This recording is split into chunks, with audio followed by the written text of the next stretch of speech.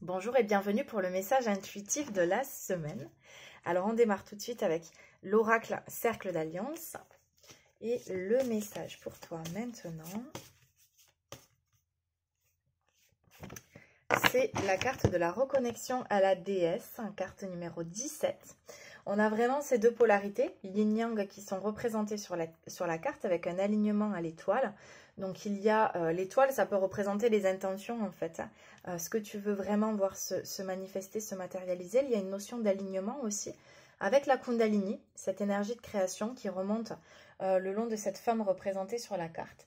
On te demande d'être dans l'affirmation de toi-même, de trouver un espace de paix à l'intérieur de toi et d'être dans un projet de cœur, quelque chose que tu veux vraiment voir se manifester.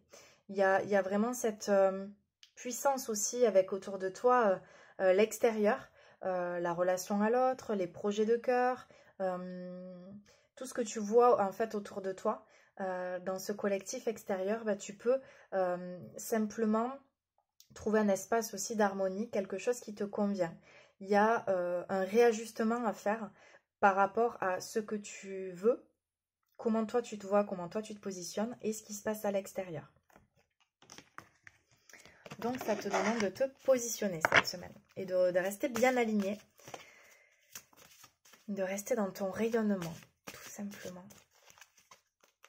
Allez, le message pour toi maintenant, avec l'oracle mission de vie, la carte de l'ego. Donc là, on a deux polarités qui se regardent, une à l'endroit, une à l'envers, avec 4 mois. Donc c'est important de regarder ici, déjà là dans cette situation cette semaine, mais aussi dans les semaines à venir, pour les 4 prochains mois, parce que je pense que tu vas être challengé.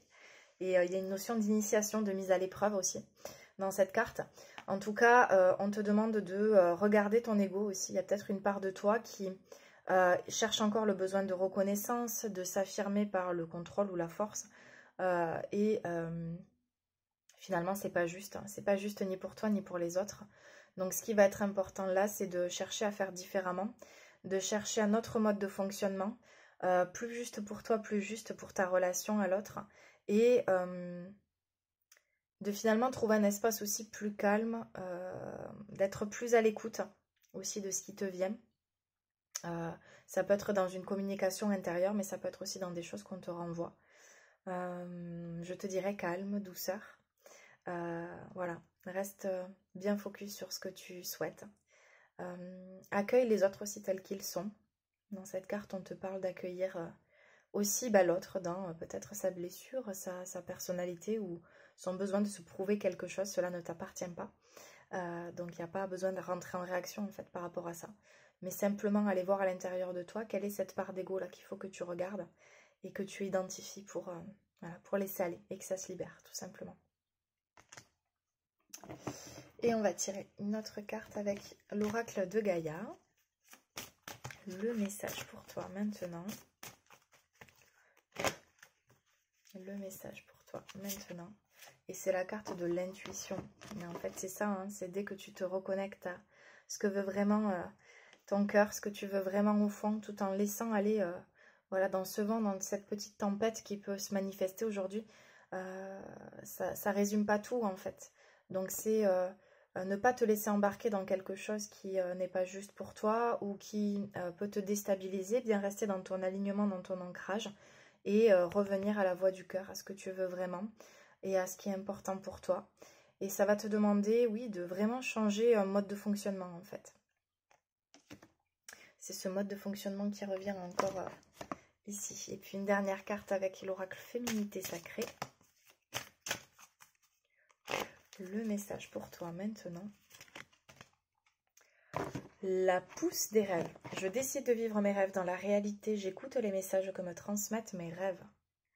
Donc là, ça peut être un rêve conscient ou inconscient, c'est-à-dire pendant tes nuits.